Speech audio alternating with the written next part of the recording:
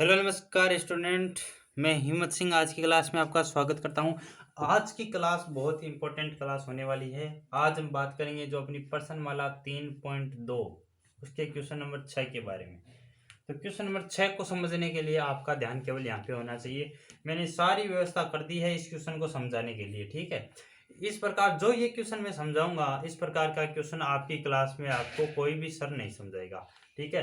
आपको क्या बोले, जैसे आपके सर आएंगे आपको बोलेंगे कि देखो प्रश्न क्या बोल रहा है कि किसी समबाहुभुज के कम से कम कितने अंश का अंतः कोण संभव है। तो आपको बोलेंगे कि आपको एक त्रिभुज लेना है और वो त्रिभुज कौन सा होगा, समबाहु त्रिभुज होगा और इसके प्रत्येक कोण कितने होते हैं, 60 डिग्री होते हैं। इसलिए एक का ऑप्शन, ए का उत्तर कितना हो जाएगा, 60 डिग्री हो जाएगा। लेकिन हम ऐसा नहीं करेंगे। अब जब बच्चे को यही मालूम नहीं होगा कि वो त्रिभुज ही क्यों लिया, चतुर्भुज भी तो ले सकते थे, ये वर्ग भी तो ले सकते थे, ये भी तो एक अपना समबाहुभुज है, या पंच समबाहुभुज भी ले सकते हैं, यानी 5 भुजाओं वाला एक समबाहुभुज भी तो ले सकते थे, 6 भुजाओं वाला भी तो ले सकते थे। लेकिन हमने त्रिभुज ही क्यों लिया, ये भी आपको समझाया जाएगा। लेकिन आपको सर नहीं बताएंगे आपकी क्लास में, ठीक है। तो मेरी क्लास में आपका स्वागत है, मैं बताऊंगा आपको, ठीक है। ये अपना त्रिभुज ही क्यों लेंगे, आपका ध्यान केवल यहाँ पे होना चाहिए। देखो प्रश्न क्या है कि किसी समबाहुभुज के कम से कम कितने अंश का अंतः कोण संभव है। अंतः कोण का मतलब है कि कोई ऐसा समबाहुभुज, ये सारे के सारे क्या है, समबाहुभुज है। समबाहुभुज की विशेषता क्या होती है, सबसे पहली बात कि प्रत्येक भुजा क्या होगी, बराबर होगी, और प्रत्येक कोण भी क्या होंगे, बराबर होंगे। प्रत्येक कोण भी क्या होंगे, बराबर, और प्रत्येक भुजा बराबर होगी, पहली कंडीशन। दूसरी कंडीशन, ये सारे के सारे क्या हैं, एक समबाहुभुज हैं, ठीक है। तो ऐसा त्रिभुज जिसकी भुजाएं बराबर हो, कोण बराबर हो, उसको हम क्या बोलेंगे, समबाहु त्रिभुज बोलेंगे, ठीक है। और ऐसा चतुर्भुज, ऐसा वर्ग, ठीक है, जिसकी 4 भुजाएं हो और कोण भी क्या हो, समान हो, तो उसको हम क्या बोलते हैं, वर्ग बोलते हैं, ठीक है। और इसको क्या बोलेंगे, पंच समबाहुभुज, जिसकी सारी भुजाएं समान हो और कोण भी क्या हो, बराबर हो, 5 भुजाओं वाला हो, उसको क्या बोलेंगे, पंच समबाहुभुज। तो ये सारे के सारे क्या हैं, समबाहुभुज हैं। इतना आपको समझ में आ गया, ये सारे के सारे समबाहुभुज हैं। अब इसमें क्या बोला है कि कौन सा, आपको नहीं पूछा, ये नहीं दिया हुआ कि कौन सा समबाहुभुज लेना है, आपको तो यह पूछा है कि कम से कम कितने डिग्री का अंतः कोण हो सकता है। अंश का मतलब कितने डिग्री का अंतः कोण हो सकता है, कम से कम।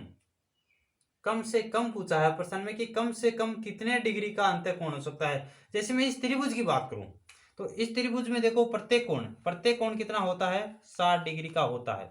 समबाहु त्रिभुज का प्रत्येक कोण कितना होगा, 60 डिग्री का होगा। कितना होगा दोस्तों, 60 डिग्री का। इसकी बात करूं तो इसका प्रत्येक कोण कितना होगा दोस्तों, 90 डिग्री का। कितना होगा, वर्ग का प्रत्येक कोण कितना होगा, 90 डिग्री का होगा। कितना होगा, 90 डिग्री का होगा। और इसकी बात करूं तो इसका प्रत्येक कोण कितना होगा, 108 डिग्री का। कितना होगा दोस्तों, 108 डिग्री का। 108 डिग्री का, 108 डिग्री का। तो यहां पर आपको समझ में आ गया होगा कि हम त्रिभुज ही क्यों लेते हैं, हमेशा त्रिभुज ही क्यों लेते हैं, क्योंकि त्रिभुज में ही हमें आपका आंसर मिलेगा। देखो जैसे जैसे अपनी भुजाओं की संख्या बढ़ रही है, जैसे जैसे भुजाओं की संख्या बढ़ रही है, और इसका आंतरिक कोण भी क्या हो रहा है, बढ़ता जा रहा है, बढ़ता जा रहा है, बढ़ता जा रहा है। कि किसी भी समबाहुभुज में भुजाओं की संख्या जैसे जैसे बढ़ती है, वैसे आंतरिक कोण क्या हो रहा है, देखो बढ़ता जा रहा है, बढ़ रहा है। इसका मतलब क्या है कि कम से कम इससे कोई 3 भुजाओं वाले बहुभुज से कोई छोटा बहुभुज है आपके पास, नहीं है ना। तो इसका मतलब है कि कम से कम कितना डिग्री का कोण हो सकता है, 60 डिग्री का हो सकता है। कम से कम कितना डिग्री का हो सकता है, 60 डिग्री का। तो हम क्या लिखेंगे कि समबाहुभुज में कम से कम, समबाहुभुज में, समबाहुभुज में कम से कम, कम से कम, कम से कम, कम से कम 60 डिग्री का कोण संभव है।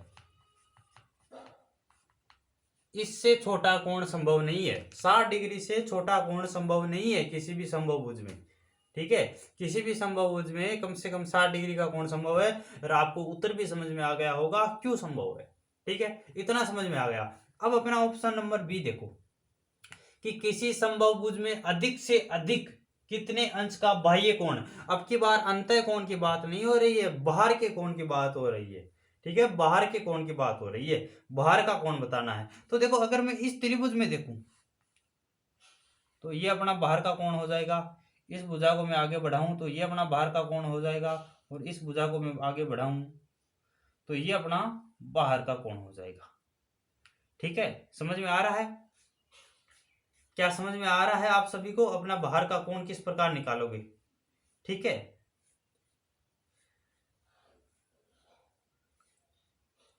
अब देखो ये कोण 60 डिग्री है, तो ये बाहर का कोण कितना होगा? 120 डिग्री। बाह्य कोण कितना होगा? 120 डिग्री। ये भी कितना होगा? 120 डिग्री। यह भी कोण, सॉरी, ये बाहर का कोण अपना ये हो जाएगा। ठीक है, ये भी कितना होगा? 120 डिग्री।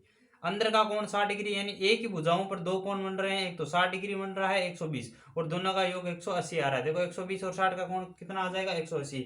और तो अपना वो नियम लागू हो गया है, रेखिक युग्म नियम यहाँ पे लागू होता है, और रेखिक युग्म नियम से हमने पता लगा लिया कि बाहर का कोण कितना बनेगा? 120 डिग्री। लेकिन अब इसमें देखते हैं, इसका बाहर का कोण कितना होगा? 90 डिग्री। इस भुजा को मैं जैसे आगे बढ़ाऊंगा तो इसका भी कोण कितना होगा? 90 डिग्री।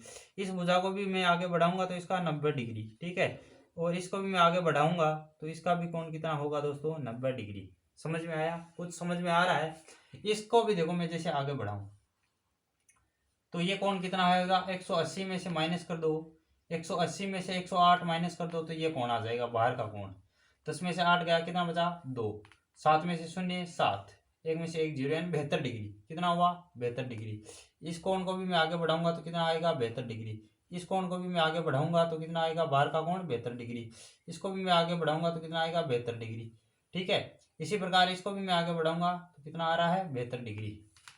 अब कुछ समझ में आ रहा है कि जैसे जैसे भुजाएं बढ़ती है वैसे वैसे बाहर के कोण क्या होते हैं? घटते जाते हैं। बाहर के कोण देखो, यहाँ पे 120 था, यहाँ पे 90 आ रहा है, यहाँ पे 72 आ रहा है। जैसे आगे 6 का होगा, 6 भुजाओं वाला समबाहुभुज होगा तो उसमें 72 से भी नीचे चला जाएगा। यानी यहाँ पे कहने का मतलब मेरा है ये है कि जैसे जैसे अपनी भुजाएं बढ़ेगी वैसे वैसे अंदर का कोण बढ़ेगा, लेकिन बाहर का कोण छोटा होगा। ठीक है, तो इस त्रिभुज से हम पता लगा सकते हैं इन दोनों का आंसर, इससे पता नहीं लगा सकते हैं। यही कारण है कि अपने जो क्लास में सर हैं वो कहते हैं कि हम एक त्रिभुज लेते हैं, इसीलिए ले रहे हैं वो त्रिभुज। ठीक है, क्यों ले रहे हैं वो आपको समझ में आ गया होगा। तो त्रिभुज में पता लगाया जाएगा कि किसी समबाहुभुज में अधिक से अधिक कितने डिग्री का हो सकता है, तो 120 से ज्यादा का नहीं हो सकता। 120 से सारे के सारे क्या होंगे? कम ही होंगे। तो अधिक से अधिक हम क्या लिखेंगे कि समबाहुभुज में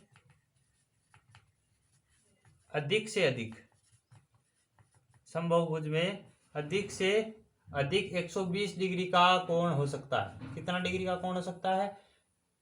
120 डिग्री का संभव है। ठीक है, अधिक से अधिक कितना कहा? 120 का, और कम से कम कितना का है? 60 का। तो क्वेश्चन नंबर 6 है वो अपना यहीं पे समाप्त हो गया। आशा करता हूं कि सभी बच्चों को ये क्वेश्चन अपने आराम से समझ में आया होगा। अगर ये क्वेश्चन आपको समझ में आया है तो इस क्लास को एक लाइक कर देना, और इसी के साथ अपने चैनल को सब्सक्राइब कर लेना। कल मिलते हैं अपनी प्रश्नमाला 3.3 के साथ।